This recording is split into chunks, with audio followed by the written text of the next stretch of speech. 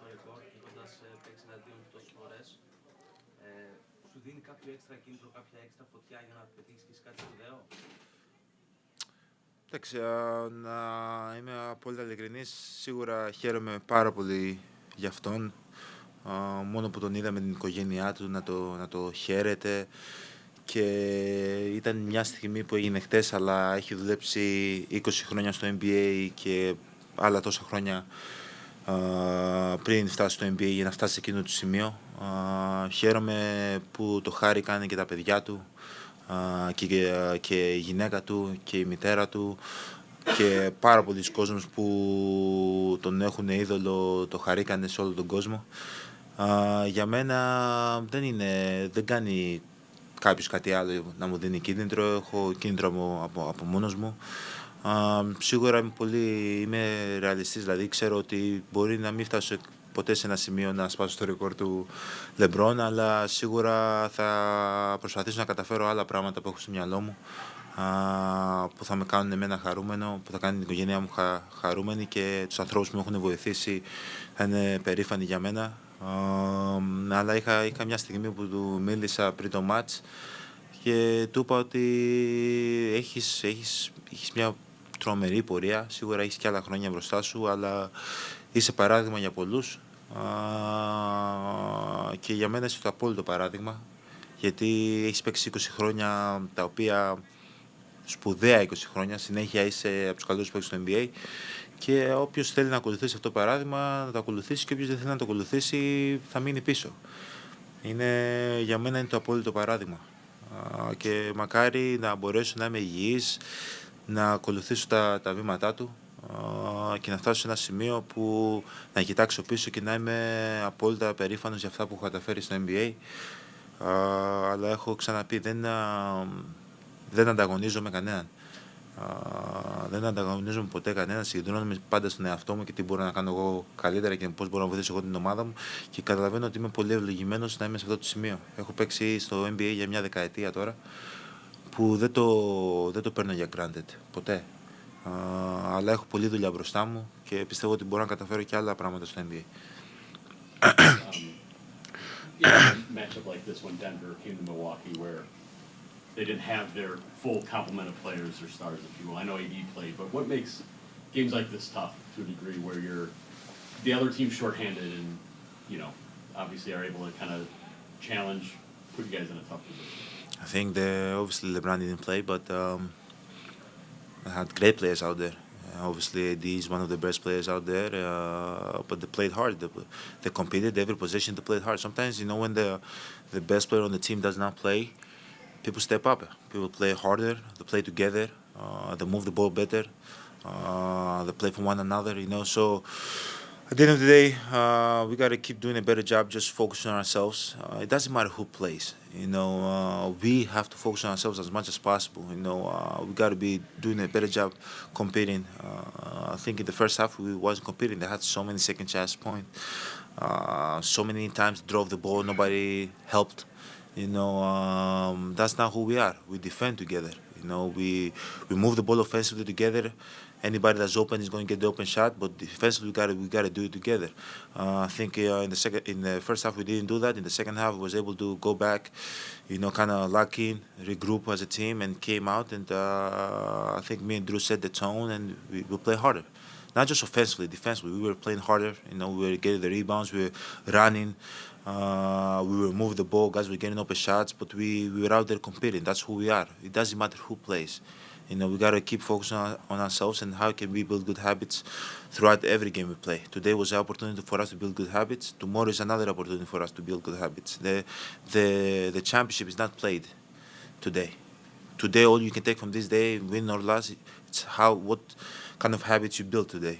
And I think in the second half we built good habits. Now, hopefully, we can carry over to the next game, and we can keep playing good basketball. From the moment we play good basketball, from the moment we play together, we started winning a few games. So, got to keep it going. We can't stop now. Speaking of building, Chris has said he's had a different mindset coming off the bench minute restrictions. He's coming out looking for shots, looking to score, which is not always what he does. What have you seen from him in those minutes, especially when you're watching him Like what's different from maybe all these other years of watching him sort of look for his and look to get going in a way that maybe isn't always usual? No, he's getting back his rhythm. He looks really good out there. He's getting to his spots better. He's moving more fluid. And he's coming off the bench. He scored how many? He scored 20 something points. Obviously I know he has many 360, but like he's looking good. And he's one of our best players in the team. And slowly he's gonna get in the starting lineup. Like he's the guy that has the ball in his hand that makes a lot of decisions for us. Obviously now I know that his mindset is he gotta be aggressive. He gotta run up and down. He gotta get to his spots. He gotta fall down. He gotta get up. He gotta sprint. He gotta play some defense. Like gotta do all those things in order for him to get back in rhythm, and he's doing it right now. But he looks really good to me. I don't know what the plan is for him when he's gonna start with the team. But he's definitely our guy. He's the guy that down the stretch he's gonna have the ball. He's gonna make decision. Either he's for him to score, just to pass the ball. But right now, as I said, he's getting back in rhythm. He's getting back in rhythm. So I'm really happy for that. Dennis, it's been quite the 24 hours in the NBA. You had a future Hall of Famer leave the conference. Were you awake last night when KD got traded? What was your reaction? No, I don't follow it. Try to stay away from it as much as I can. Obviously, there's conversations that happen. If I'm in the bus and I can hear people talking about it, but I just try to focus on myself as much as I can. Obviously, KD is one of the best players in the league. He's been playing incredible, and not having a guy like that doesn't necessarily makes your road to win the championship easier. And I don't really think you still have to be able to win games. You cannot kind of put your guard down. You got to keep your guard up and be ready to compete because there's so many good teams in the East that want the chance to go to the finals. And we're one of those teams that want the chance to go to the finals. But as I said, I always wish everybody the best. Obviously, we competed. I think we see Brooklyn 3 or 4 times per year, and now him being in the West, we're gonna see him twice. So, that's good. That's good. As I said, he's one of the best players in the league, and the less you kind of face him, I think, is the better. But at the end of the day, I like to compete. I like to take the challenge. But I wish him the best in his next chapter of his career. When you did hear this morning, were you surprised?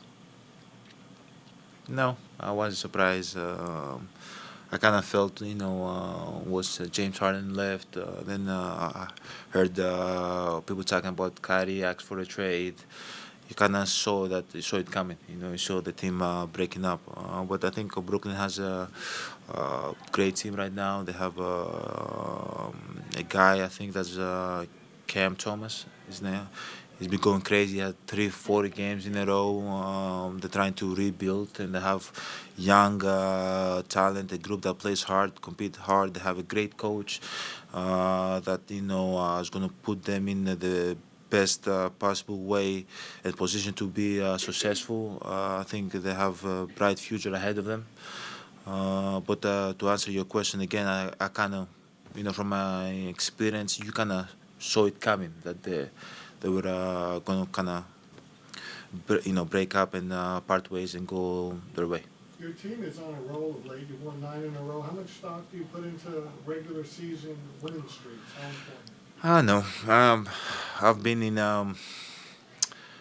a team 2019, 2020. We won 18 in a row.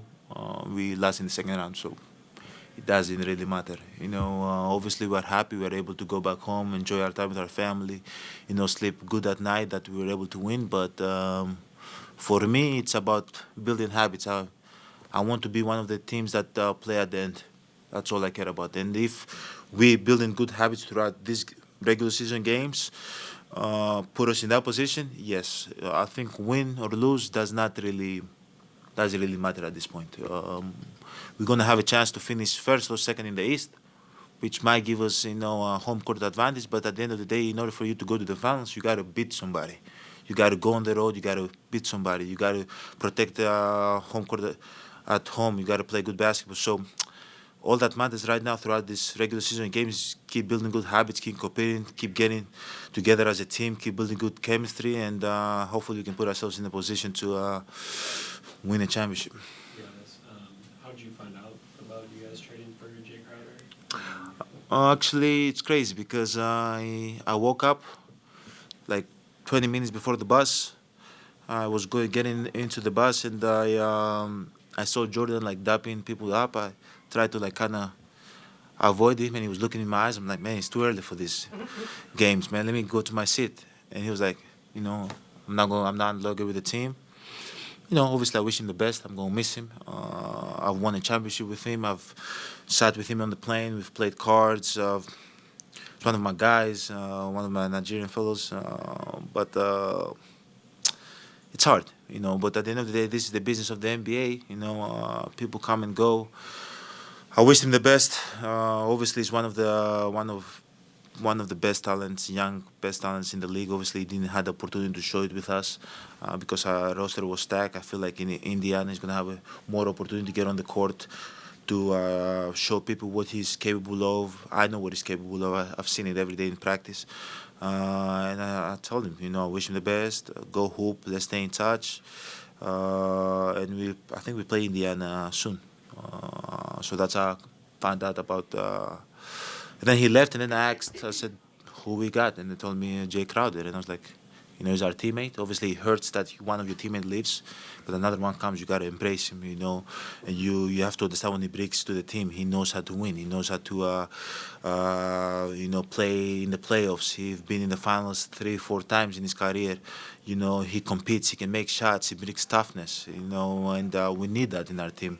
We need somebody that's going to bring toughness for us, because, me, Chris, and Drew, we don't say much. We just do our job.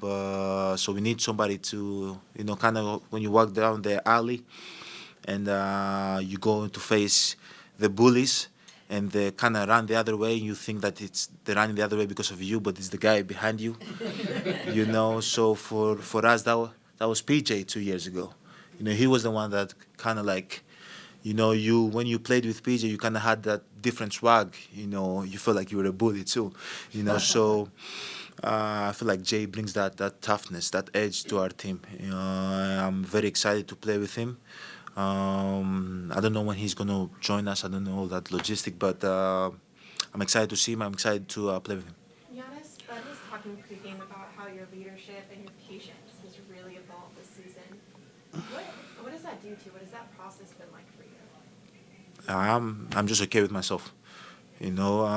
Over myself. Obviously, I love to compete. I'm not gonna lie. Like sometimes my competitiveness gets in the way. It gets the best out of me. But that's what have brought me here. And that's never gonna go away. Obviously, I understand. Sometimes I gotta be more patient. I gotta trust my teammates. But I gotta make the right play, and that's what he wants me to do. And I try as much as I can throughout 48 minutes to make as good decisions as I can, as possible throughout the game. And I think he can see that now. But at the end of the day, as I said, I'm competitive. I love to play. I love to be aggressive. I love to go downhill, and I love to have fun. When I'm aggressive, when I'm competitive, I compete. I have fun, and I think he can see that too.